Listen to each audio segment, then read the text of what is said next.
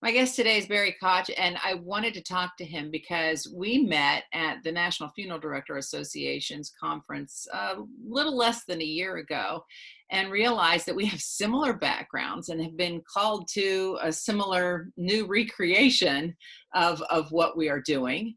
We both have television backgrounds. And now we are being called into the world of grief. And I wanted to talk to him today, not just about that world, but also because Barry recently lost his mother during this COVID-19 pandemic.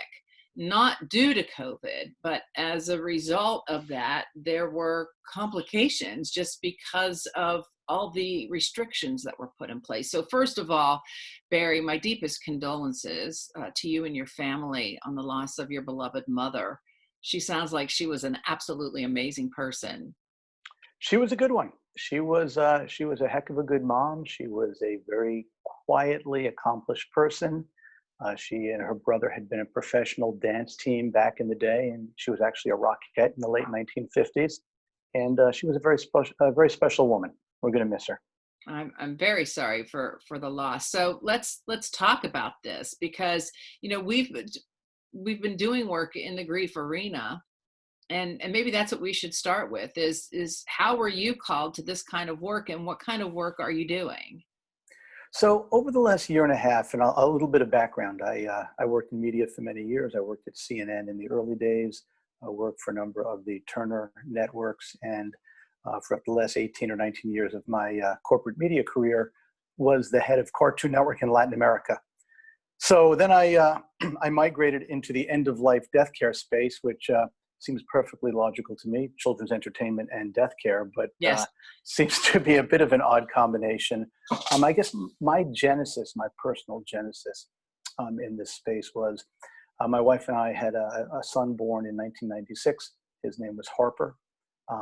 He was born unexpectedly with severe brain damage and was not expected to live more than a day or two, but lived for 5.5 months, which was a remarkable journey for both my wife and I and for our families.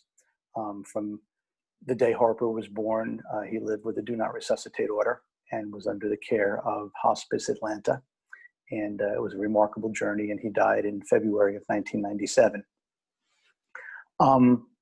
Having lost a child, you know that you're in a fog, and things don't make sense for a while, or I saw the world as only black and white when he was alive and died. I'm a grayscale kind of guy, but I saw the world in black and white.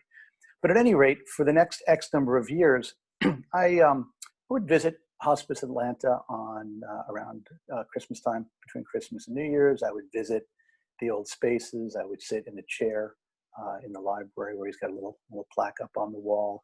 I would visit with the nurses and the doctors and the administrators and make a donation. And then over time, I would do a little bit of volunteer work. I might speak occasionally for them. And I guess I was showing up, being a nonprofit, I was showing up so often at some point, somebody said, "Hey, do you want to join the board of directors?"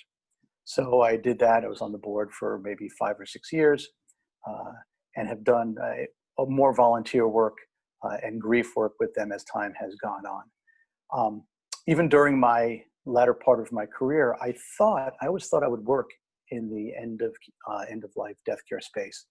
For a while, I thought it might be in chaplaincy, but I don't think I'm that guy. I'm not religious in a way I think one needs to be, and that might be wrong on my part. I'm not medical. I don't like bodily fluids a lot. But at some point along the way, I met my partner, Jason Zamer, who has done a lot of work in geriatric housing and elder care, and actually is the co-founder of a company that marries technology to dementia care. And I had thrown out some ideas for ways that we think that we can help people who are navigating a death of a loved one or a friend. And we started about a year and a half ago working in earnest to develop this initiative, which is called TG Beyond. Okay. So that's great work that you're doing, and I think that it's amazing. After we talked, and we just met briefly, but I think that meeting was meant to happen.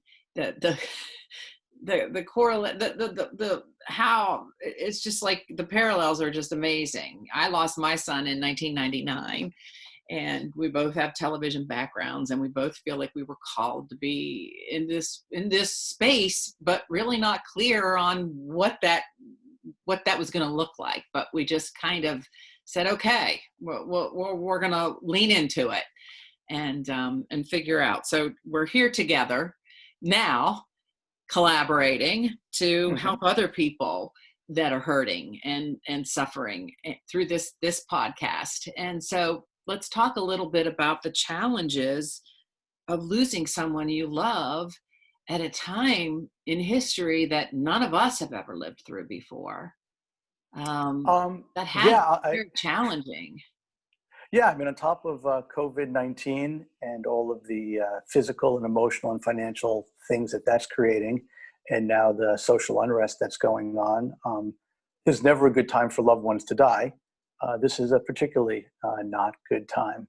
I do want to pick up before I go to the COVID thing on one thing you mentioned, though, and that's sort of the core of what we're trying to do, Jason and I, with TG Beyond, is when someone dies, you don't know what to do.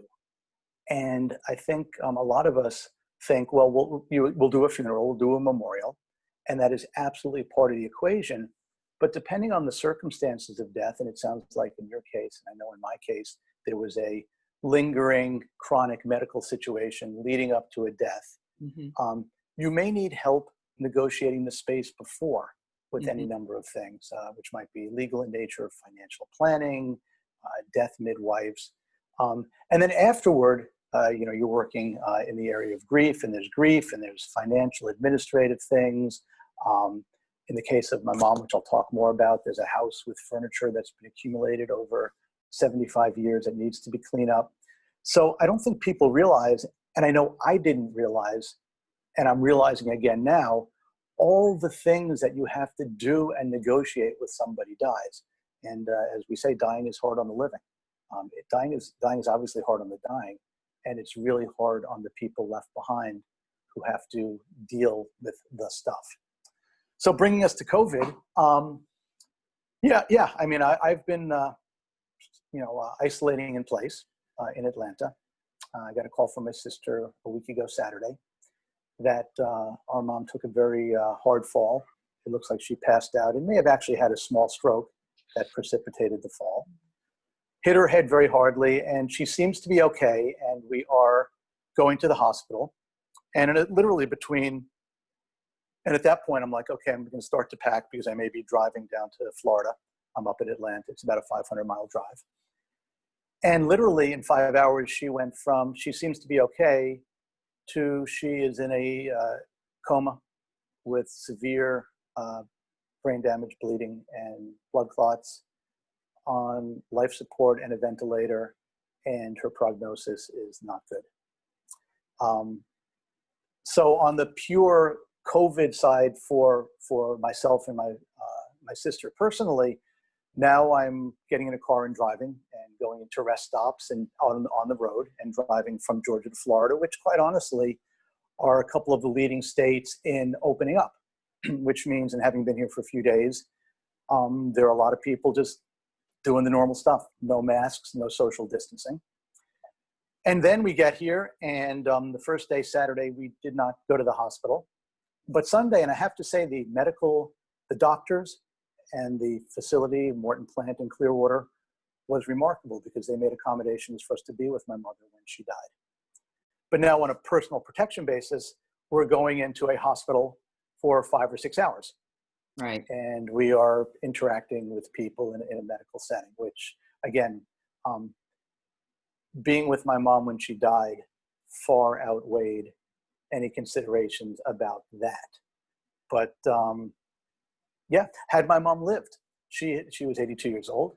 She had been doing a very good job of socially isolating at home. And had she again lived and been in some kind of rehabilitation or been in a medical setting for some months, all of a sudden she's potentially exposed. So I think there's the reality of what that could mean in terms of really being infected. And then there's a psychology of, all the things that we're thinking. Am I being exposed? I've had 2 friends who have been in ICU for 3 weeks each on vents for 17 to 21 days are now going through rehab, which is very hard. And I had a high school friend acquaintance who died. So, I mean, I believe this thing is real. Right. So there's a lot of real biological things you're thinking about, but there's an awful lot of psychology and thinking about, am I being exposed? Am I exposing others, et cetera, et cetera. But for all the people who I've read about and heard about who have not been able to be present in these situations, my heart goes out to you. And my sincere thanks goes to the hospital where she was, that in this case, a family member dying, they make special accommodations so that we could be with my mom when she passed at her bedside on the unit. That's a blessing in of itself. So Yeah. you were saying that you had the time to say the things that you needed to say, and that you were in the conversation prior to our conversation, that, you know, you were able to use technology to let other people say the things that they needed to say too. Yeah, I have to say, on a personal basis, and I would say for my family, the virtual experience is working, in so much as our family is geographically separated. My mom died on such short notice that it would not have probably been possible for the grandkids and her brother and my brother to fly in on such short notice. You're talking about 18 hours from the West Coast. And I think the widespread use of technology is making it sort of more acceptable. It's giving us permission to do this. So when we were all saying goodbye, we had, you know, cell phones and iPads, and we were doing FaceTime, and we were doing telephone calls. And my mom was deep in a coma and she was unconscious, but we were allowing everybody and holding the phone up to her ear, you know, not on speaker, and everybody could say their private goodbyes. I had a strange experience, and I've occasionally discounted this. I knew my mother's medical condition. I knew she was severely brain damaged. There was no consciousness at all that I could perceive when we were with her. But when I was holding the phone up to her ear and I was, you know, a foot away from her, I really perceived that on some level she was connecting to what her loved ones and her family were saying to her. And that was important. And the technology worked. And again, it was the only way to do it. And it didn't feel off or wrong because A, it's the only way to do it, and B is people are doing it. Now that we're planning memorial, though, make no mistake, helping older folks navigate the technology is a real challenge and takes a lot of patience, and can sometimes be pretty comical. And so we're living that right now as we plan the memorial and trying to help older folks through using technology. Right. You know, we're not thinking about that. But that is something. So let's talk about grief and what you're doing. You're planning a memorial service, but you have to plan a memorial service that really cannot be held in any other way than virtually, correct? Correct. Right. I mean, there's several different ways one can do it virtually. We originally were going to do this last Sunday, and I was telling Sherrie before, I have to be careful about not overdoing it. You know, the notion of grief, I can, even though I know about it, I've read about it, I've studied it, I've experienced it, I have to be careful not to be oblivious and not to forget it. So originally we were planning a virtual memorial for last week, and it became overwhelming just to get all the videos together, gather the photos, scan the photos, manage the technology. So we pushed it back a week. But yeah, we're doing a virtual service. This is odd, but I'll share it. So I've been working with Jason and with TG Beyond over recent weeks and a production company on building a capacity to help people with memorial services and funerals on Zoom and on other platforms.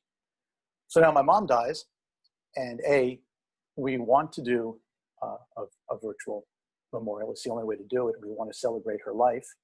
and there are many friends and family who want to celebrate her life. So I'm the grieving son, and I'm also the executive producer because this is our first virtual memorial. And I'm trying to find the appropriate balance and just be really open and transparent with my family and make sure I'm not pushing things in an inappropriate way, because A, we're honoring my mom with a memorial, and B is this is a prototype or a beta test, if you will, for what we're looking to offer other people, and we're learning a lot. I went to Jonas Salk High School. Jonas Salk was the inventor of the polio vaccine. Mm-hmm. And I distinctly remember a picture that was in the hallway of him inoculating his children. So after it had been through whatever testing, he inoculated himself and his family and his children. In some ways, I feel like I'm doing that. Now, that being said, my family was very death positive almost before it was death positive. We used to talk about DNRs, do not resuscitate orders, at the dinner table when I was a kid. We talked about end of life issues. My mom in the last couple of years was cleaning up a little bit. We did some estate planning. So she was oriented that way. She was a big fan of what I'm working on. And we would talk every week regularly. And she was very interested in this whole end of life initiative. So I'm going to say, and I'm going to stand by it, that she would appreciate what we're doing for her. What I've been doing the last year and a half in terms of studying and meeting folks like you and attending conferences and getting a certificate in thanatology has been preparation for this moment. And at the same time, my mom is going to inform what we do in the future, because we're learning an awful lot going through this. What came to me through listening to this, Barry, is, and I don't know your mother, but it just seems to me that she's saying, oh, you're not doing this without me. I am going to be the first one. I'm going to be I'm going to be the one leading the way here. It could be, it's funny. My mom was a rockette and a dancer, and she was not, it's interesting. She was completely confident in her dancing. Uh-huh. And she was not naturally she was not an egotistical person. She absolutely did not need the limelight. She didn't hog the limelight. But when she was dancing, it was pure confidence, and she was out in front. So maybe in that same way, she was a little bit out in front on this memorial. I have no idea what it's going to look and feel like. We're getting photos from everywhere and tapes from everywhere. In the arena of self-care, instead of scanning and cropping myself 150 photos today, after this call, I'm going someplace, I'm going to have those photos scanned in, just because that's 5 hours that I'm not able to focus and concentrate. Right. So that's what I wanted to do. I wanted to go back to that, because you were saying that even though I'm trained in this, and you said, I don't want to forget my grief.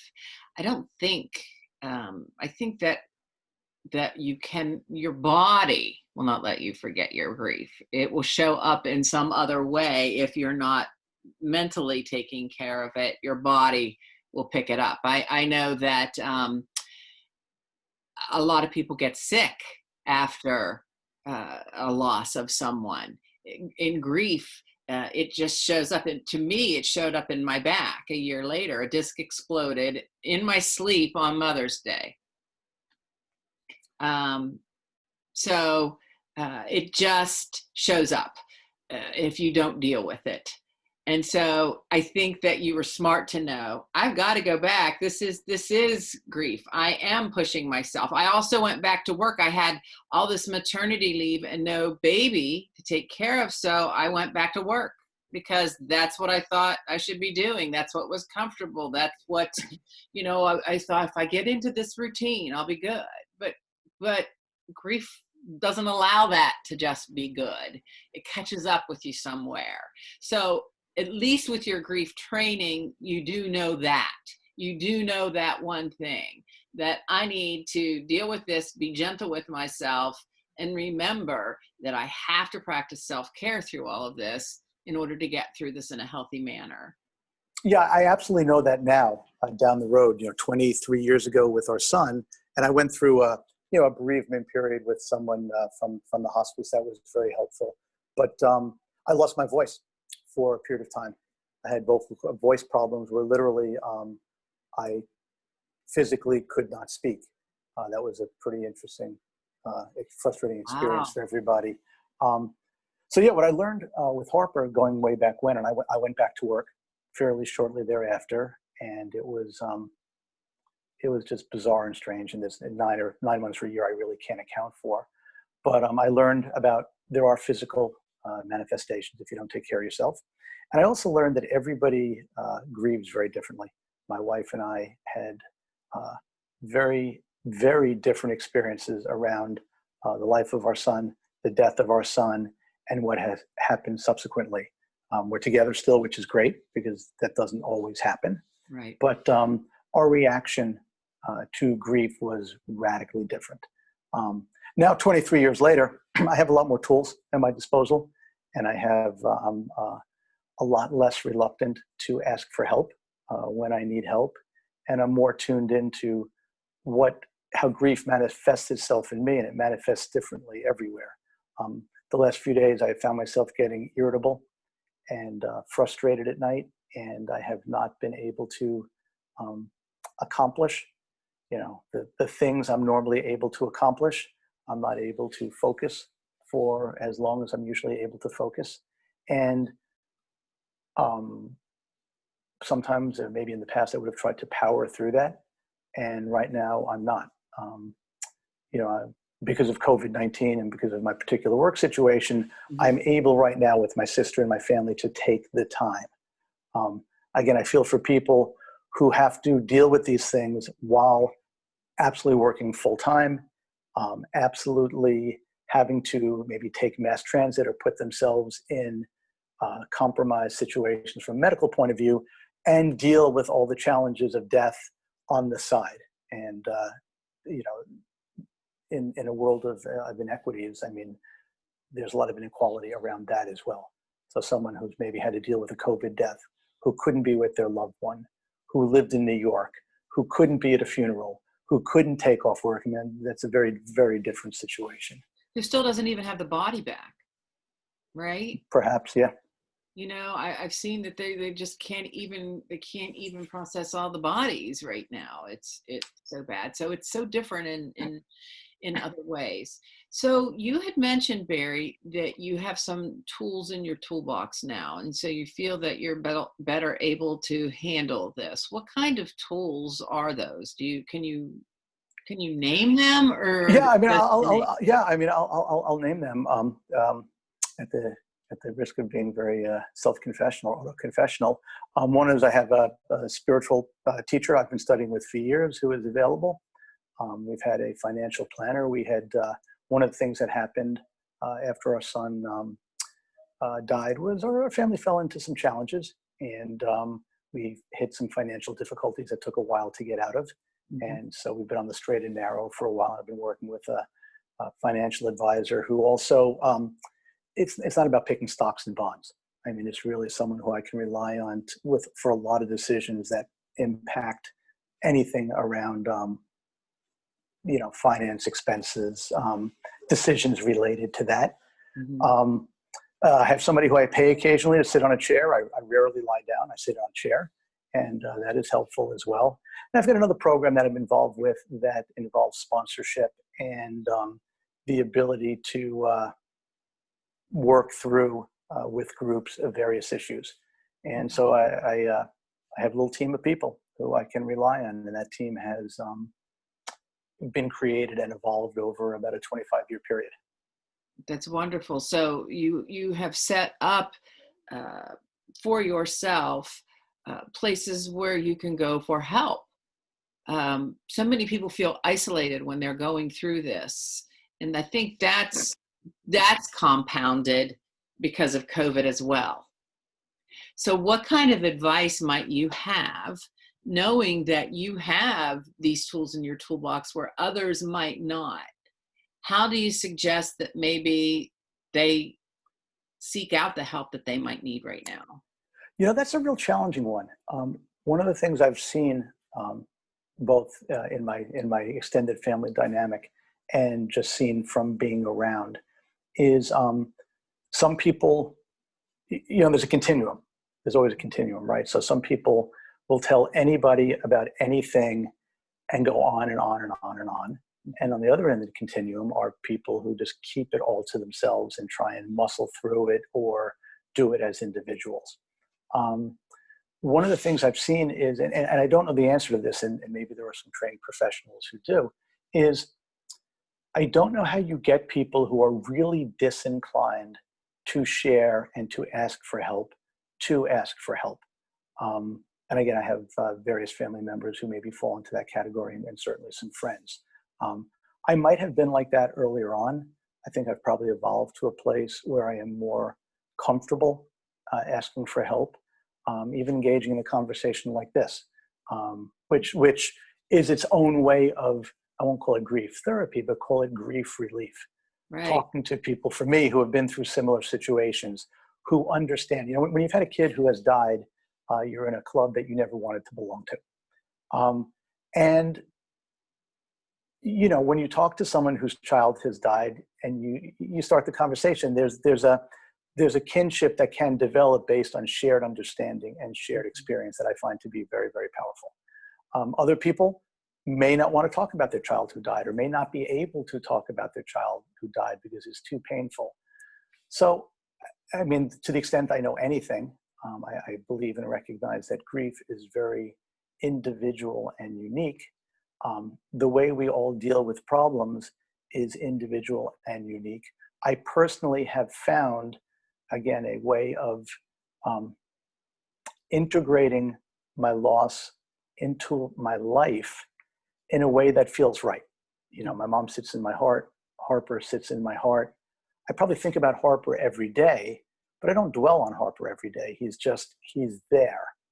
And what I'm really not realizing now with my mom, who's been dead for only 10 days or something like that, is patience is also, you can't, as in the same way we're going through COVID right now, and we're dealing with social unrest, I have to go through grief. I don't have to work through it. I don't have to end it. I just have to go through and spend the time. There's nothing but. And recognize that some days I may feel bad. And what I have to remember is, oh yes, I feel bad and my mom died, and my dad died.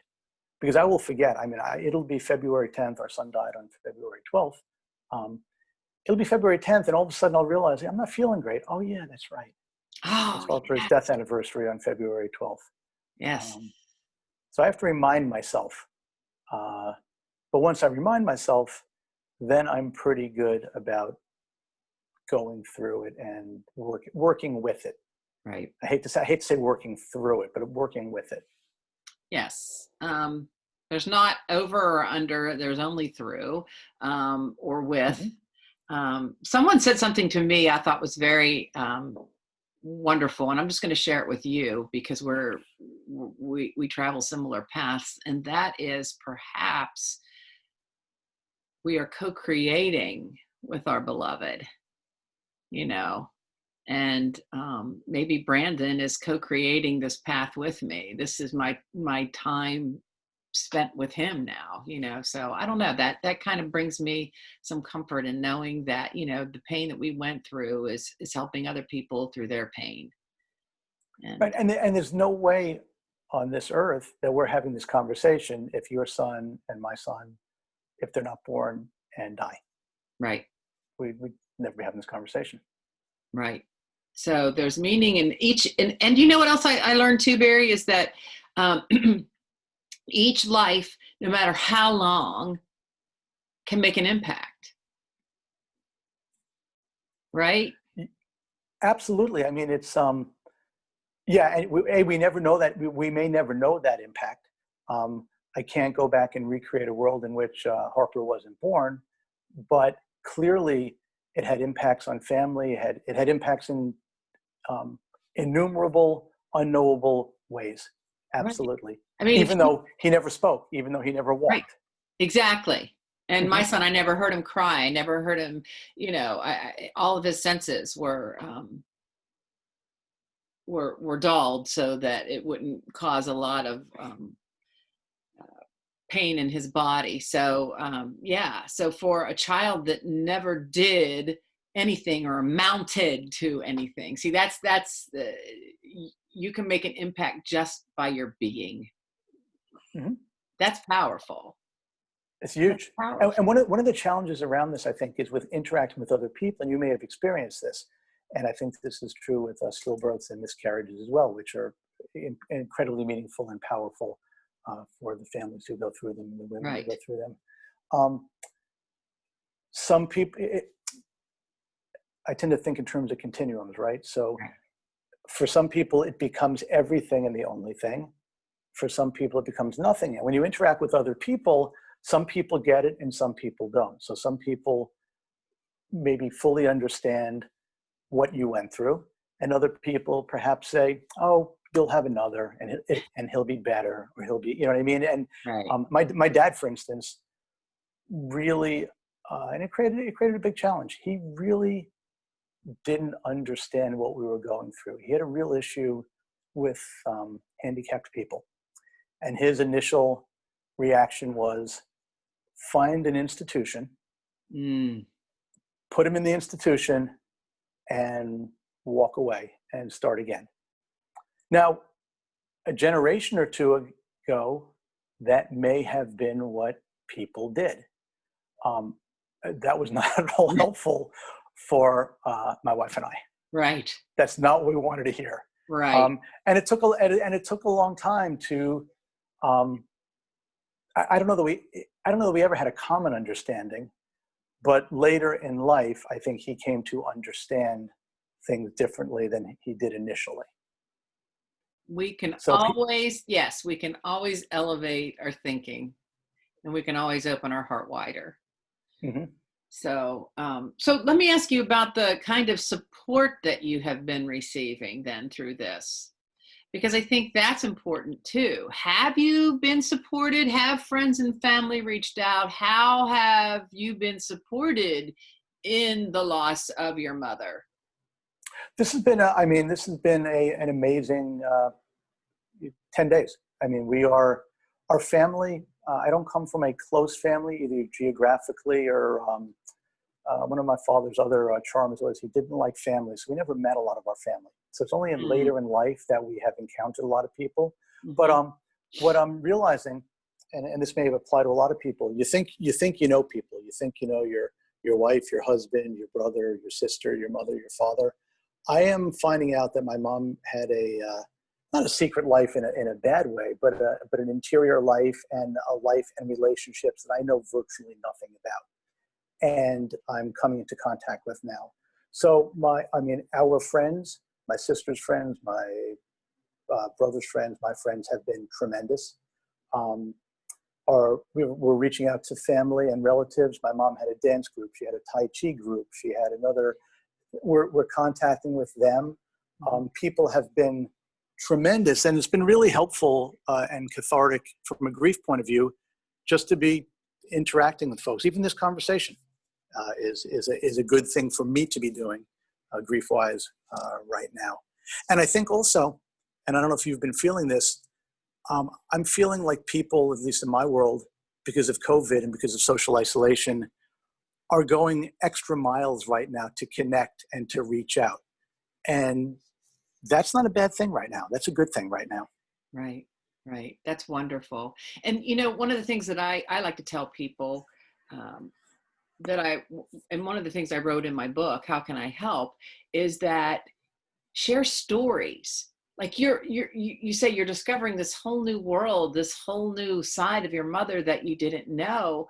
And if people are sharing those stories with you, those are like little gifts they're giving you, little insights that's so valuable that you can carry with you forever. Absolutely. I mean, and this is also my brother and sister and I are on the phone. I'm physically with my sister in her house in Florida, but my brother and sister and I are on the phone hours a day, and we're connecting in lots of ways. I will say also, and this helps, we are emotionally and administratively aligned in what's going on. And there's a lot of family situations in which that doesn't happen, where there might be really big differences in end of life care. You know, let's remove life support. Let's do everything possible to keep her alive. Where there could be dissent about possessions and estate and things like that. No, the virtue is we have a lot of time right now. We were not pressured to do an immediate funeral. We're aligned, and that helps a lot. It minimizes the stress, which is already high enough. So what I'm hearing is that, you know, this isn't the best of circumstances, but then again, there are blessings in the circumstances that are allowing you to give yourself grace and time needed. That is kind of like a beautiful gift in the process of your grieving and in the process of all of this. It's not rushed. It's not, you know, it's not ideal as far as the physical human connection of hugs and support in that way, but it's allowing you to take the time necessary to go through the process, which maybe as our culture, we don't allow ourselves that time. We set a time limit on that. And that's because we're scattered all over the place. We're trying to gather. So I think we can learn some lessons from all of this. Right. I mean, I think not only do we place time limits on, but some people's natural orientation is, I'm going to take 2 days and be sad, and I'm going to get back to it, and I'm going to, you know, distract myself. And if that works, that's great. That's not what works for me. I remember being at someone's wake, and the person said to somebody, if I see you cry, I'm going to ask you to leave. And you know, and that was their orientation. Yeah, I don't mind a good cry every now and again. Not often public, but occasionally it might be. Right. It might be at Sunday at the memorial. You know. Well, and if you have a friend that is in the process of that, don't feel that you've caused it, and it might feel uncomfortable, but just get comfortable with being uncomfortable and allow that to happen. That's a huge point, I think, also.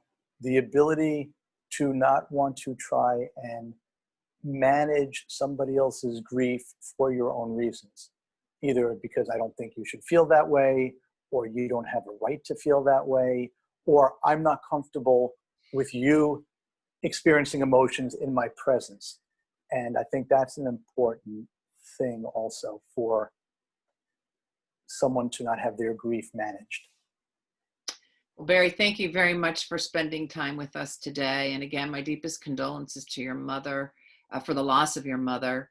I think what you shared with us is something that can help a lot of us navigate through this, should we find ourselves having to face this during this pandemic. Well, thanks, Sherrie, for having me on. I really appreciate it.